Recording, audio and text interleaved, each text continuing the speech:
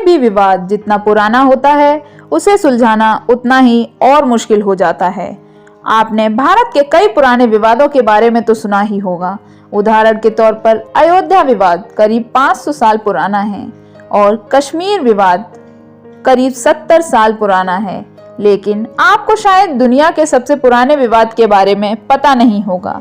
दुनिया का सबसे पुराना विवाद है जेरूसलेम का विवाद। वैसे तो जेरूसलेम एक शहर का नाम है, लेकिन आप इस शहर को करीब 1000 वर्ष पुराना विवाद भी कह सकते हैं। जेरूसलेम को इजराइल की राजधानी के रूप में माना जाता है, लेकिन दुनिया के ज्यादातर देश इससे सहमत नहीं होते हैं। वो तल अवीव को इजराइल की राजधानी मानते हैं। आप ये सोच रहे होंगे कि आखिर जेरूसलेम दुनिया के लिए इतना महत्वपूर्ण क्यों है? जेरूसलेम के नाम पर इतने खून खराबों की धमकियां क्यों दी जाती हैं? इस सवाल का जवाब जेरूसलेम के इतिहास में छिपा हुआ है। सबसे पहले आपको ये समझना चाहिए कि जेरूसलेम पूरी दुनिया के लिए क्यों महत्वपूर्ण है। जेरूसलेम दुनिया के 3 बड़े धर्मों की आस्था से जुड़ा है।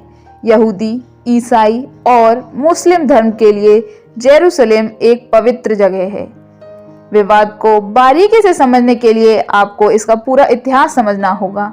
विद्वानों का ये मानना है कि आज से करीब 5000 वर्ष पहले जेरूसलेम में इंसानों ने बसना शुरू किया।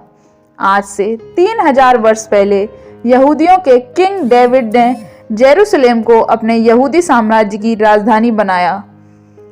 किंग डेविड के बाद उनके बेटे सोलोमन ने जेरूसलेम में पहला धर्म स्थल बनाया। यह यहूदियों का धर्म स्थल था। यहूदियों के इतिहास में किंग सोलोमन का बहुत सम्मान है। इस तरह देखा जाए जेरूसलेम यहूदियों के लिए बहुत महत्वपूर्ण शहर है। आज से 1987 वर्ष पहले जेरूसलेम में ईसा मसीह को सूली पर लटकाया गया था। इस तरह ईसाइयों के लिए भी जेरूसलेम एक महत्वपूर्ण धार्मिक स्थल है। इस घटना के करीब 600 वर्ष बाद जेरूसलेम मुस्लिमों के लिए भी एक बहुत महत्वपूर्ण धार्मिक स्थल बन गया, क्योंकि इस्लाम में यह मान्यता है कि पैगंबर मोहम्मद साहब ने जेरूसलेम से ही स्वर्ग की यात्रा की थी। यानी तीनों ही धर्मों के लिए जेरूसलेम एक पवित्र शहर है और तीनों ही धर्म के लोगों ने हमेशा जेरूसलेम पर नियंत्रण करने की कोशिश की है। चाहे कुछ भी हो जाए, जेरूसलेम पर कब्जे को ईसाइयों, मुसलमानों और यहूदियों ने हमेशा अपनी आन बान और शान से जोड़ कर देखा है। अगर हम यह सवाल पूछें कि दुनिया में किस चीज को लेकर सबसे ज्यादा खून बहा है, तो सिर्फ एक ही जवाब होगा, जेरूसलेम। जेरूसलेम पर कब्जे के लिए ईसाइयों और मुसलमानों के बीच 200 वर्ष तक युद्ध लड़ा गया। इन युद्धों को वेस्टर्न हिस्टोरियंस ने क्रूसेड्स का नाम दिया। इन धर्म युद्धों के केंद्र में जेरूसलेम था। जेरूसलेम पर कब्जे के लिए ईसाइयों और मुसलमानों के बीच कई धर्म युद्ध लड़े गए। इतिहास की कई किताबों का अध्ययन करने पर यह पता चलता है कि जेरूसलेम के लिए पहला धर्म युद्ध वर्ष 1098 से 1099 के बीच लड़ा गया था। इस युद्ध में यूरोप के देशों की जीत हुई थी और जेरूसलेम पर ईसाइयों ने कब्जा जमा लिया था। कहा जाता है इसके बाद जेरूसलेम में बहुत खून बहाया गया था। और दूसरा धर्म युद्ध वर्ष 1145 से वर्ष 1149 के बीच लड़ा गया। इस युद्ध के बाद ईसाइयों की पकड़ जेरूसलेम पर कमजोर हो गई, जबकि तीसरा धर्म युद्ध वर्ष 1189 ईस्वी में शुरू हुआ। इस धर्म युद्ध में ईसाइयों की बहुत बुरी हार हुई। इजिप्ट और सीरिया के सुल्तान सलादीन यूसुफ ने जेरूसलेम पर कब्जा जमा लिया और जेरूसलेम पर मुसलमानों का अधिकार हो गया। इसके बाद 2 और धर्म युद्ध हुए, लेकिन इनमें यूरोपीय देशों को सफलता नहीं मिली। इसके बाद 20वीं शताब्दी का पहला विश्व युद्ध खत्म होने तक, यानी वर्ष 1917 तक जेरूसलेम पर मुसलमानों का कब्जा रहा। इतिहासकारों का मानना है कि सबसे पहले जेरूसलेम यहूदियों के राजा किंग डेविड की राजधानी थी, लेकिन ईसाई और इस्लाम धर्म के विस्तार के बाद यूरोप और एशिया में यहूदी लगातार कमजोर होते गए। यहूदी लोग पूरी दुनिया में बिखर गए और उन पर अत्याचार शुरू हो गए। 19वीं शताब्दी में थियोडोर नाम के एक यहूदी विचारक थे। उन्होंने यहूदी राष्ट्रवाद की नींव रखी थी। इसके बाद पूरी दुनिया के यहूदियों ने यह संकल्प लिया कि जेरूसलेम उनकी मातृभूमि है और उन्हें दोबारा जेरूसलेम पर कब्जा करना है। इसके बाद 20वीं शताब्दी की शुरुआत में पहले विश्व युद्ध के दौरान जेरूसलेम पर ब्रिटेन का कब्जा हो गया और 700 वर्षों के बाद जेरूसलेम गैर मुसलमानों के हाथ में चला गया और यहीं से इजराइल की स्थापना की कहानी शुरू होती है।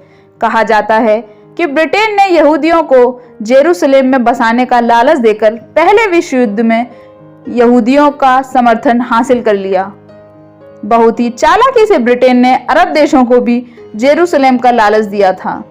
आज के इजराइल को तब फिलिस्तीन कहा जाता था और उसमें अरब के मुसलमानों की आबादी थी, लेकिन बहुत व्यवस्थित तरीके से यहूदियों ने जेरूसलेम की तरफ पलायन किया।